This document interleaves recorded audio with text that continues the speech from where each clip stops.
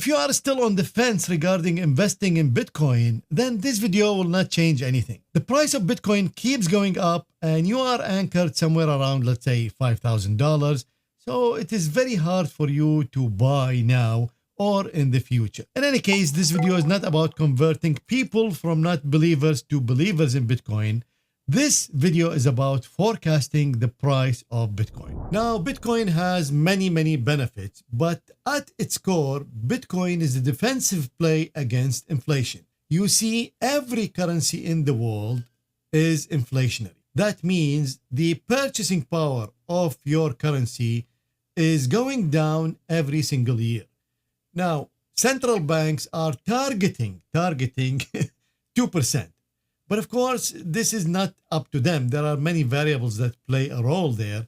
For example, in COVID, we hit probably 25% inflation. And you don't need anybody to tell you. I mean, you can feel it in the grocery price, and the energy price, and car prices, and any product pricing. Everything went up by 30-40% because of the accumulation of this inflation in the past 3 years. Now, we felt it because it happened quickly in 3 years. But actually, it happens every year. And in fact, the dollar lost like 98 cents in probably 80 years. I mean, lost purchasing power. Of course, the dollar is still 100 cents. Now, Bitcoin is a defense against inflation because there is a finite amount of coins that will ever be mined. So currently, we are sitting, I don't know, somewhere around 20 million, let's say. I'm not up to date on the number of coins.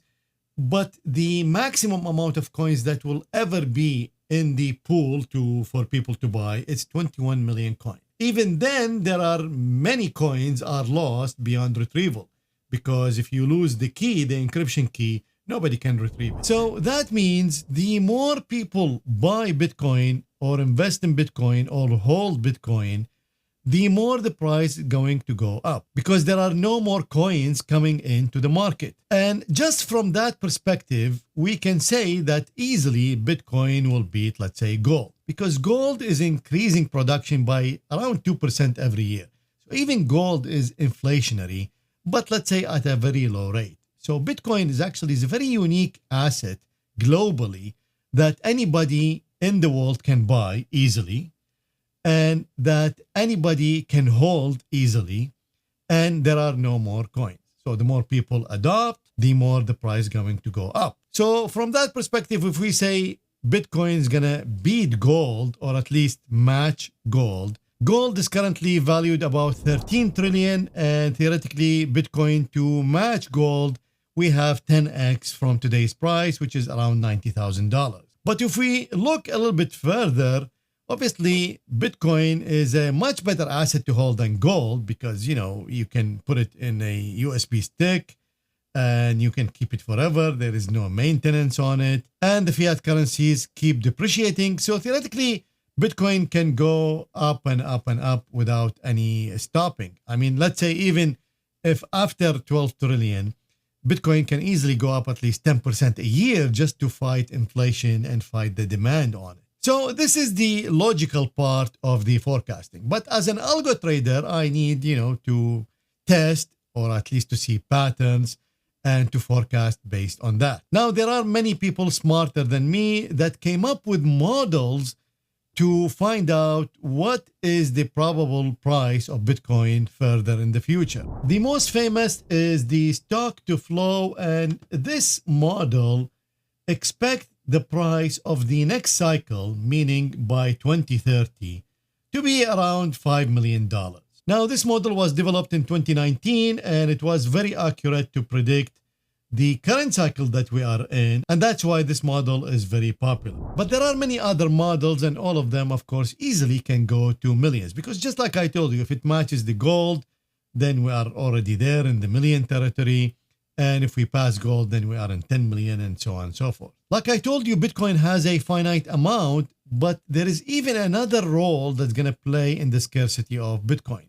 You see, once people realize that Bitcoin is finite amount, then they will stop selling it because they can easily borrow against it. This is all waiting for a catalyst. And in today's environment, I mean, Trump promised to get rid of the SEC commissioner, which was the major block in the US against cryptocurrency, because they were adamant not to define it so as to keep it vague, so as to keep people away from it.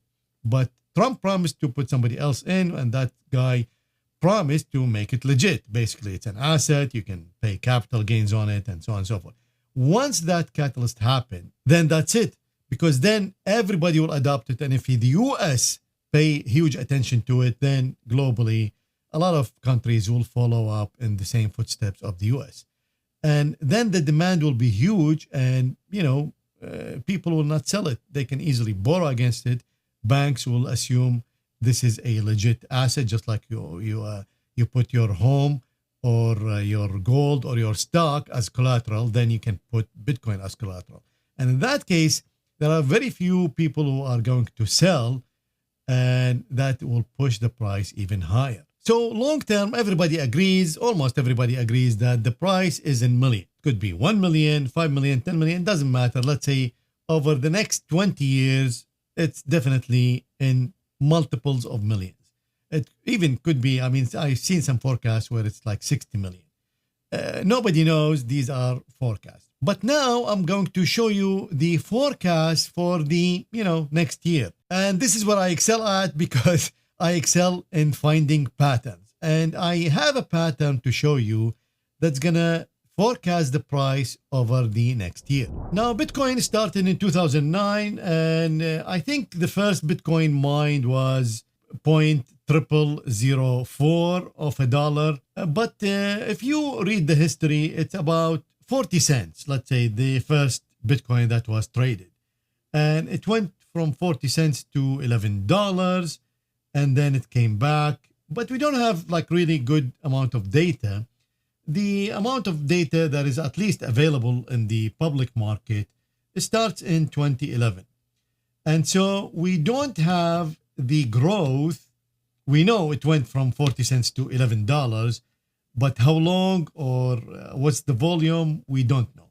So I'm going to leave that part out, and then let's focus after 2011. So after 2011, if I zoom out a little bit, I'm going to show you, this is the pattern. So the pattern is as follows. The second week of November in 2012. This is an election year. The second week of the election year in the US, Bitcoin starts to go up. And then for about 55 weeks, in this case, it's 54 weeks, these bars, every bar is a week, we reach a peak. So in 2012, 54 weeks, that's almost a year, we went up by 10,800%. Now remember, in the beginning, it definitely was more than 10,000%. But again, we don't have the data. So let's focus here. This is the election year. Then let's go to the next election year, which happened in 2016. And this is November 2016. So November 2016, second week of November, again, we hit a peak about 55 bars. So this is 56 bars. So 56 weeks, it's about a year and something. And this time we went up 2,741%. Now this comes out to 25.4% of previous run. This appreciation is about 25% of the previous appreciation. Then we go to the next election cycle. So in this case, it will be 220, and in 220 something a little bit different. So second week of November, we actually dipped down for 26 weeks. So 26 weeks, we didn't do anything, and then we started to climb. But incidentally, if I pick the low all the way to the peak, again, it's 57 weeks. So 57 weeks from this low all the way to the peak. But if I pick the second week of November all the way to the peak, then it's 74 bars, 74 weeks. And now we make 699%. And this 699% also about 25% of the previous run. So if I zoom out, this was 25.4 of the previous run. This is 25.6% of this run. Then we come to the latest election. So currently, as I am recording this video, we are in the second week of November, and I'm going to assume this is the start and we're going to hit a peak. Now, I put 25.6% of previous run, same like all other patterns. So this should put us at around $225,000 per single Bitcoin. Now I put here 57 bars. So theoretically, that's the target for December 2025. This is a very close and I think achievable target. Now, granted, we only have 4 previous patterns to work with, but that's all the data we have. And I'd rather go with the data I have than nothing. I know it's not a lot, but not a lot is better than zero. Now, what are other variables that can affect this pattern? So first of all, we have one pattern that took 74 weeks. But remember, that pattern started with a little bit of a drawdown. In our case, we didn't start. We're already at a new high. So I don't think the 74 bars will play. I think it's more likely the 55 bars will play. So 55 weeks, which again puts us in December 2025. Now, the price of 225 is within 25%, which is all the previous run, 25% of previous run. And I think that target is really, really good and achievable. So 1 year, Bitcoin, $225,000, and then the crash will happen. Now, this crash, although forecasted in December 2025, I think it will be totally different than previous crashes. And here is my thesis. You see, previously, everybody was dumping shit on top of Bitcoin.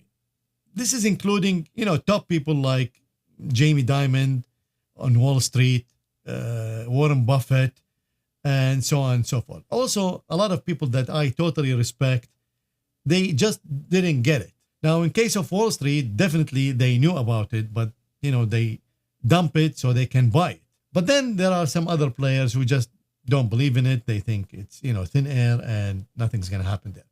But, Bitcoin crossed all these crashes, crossed all the fraud cases, the bankruptcies. So they are beyond that. Now, I think the new catalyst, which is the Trump election, will make this asset legit. And once it's legit, it's extremely, extremely hard to go back to a crash of 70 and 80%. Because when it's legit, then many ETFs will start to dump a lot of money into these crypto assets. I mean, just in the past 2 weeks, MicroStrategy and BlackRock announced that they're going to pour billions and billions into Bitcoin. This is just by Trump election. He didn't even announce the changing of the SEC commissioner. So my theory is it's going to be a legit asset, taxable with capital gains like all other assets. And then we will not see this 50, 70 crashes anymore. If you like this video, then watch the next one and I will see you there.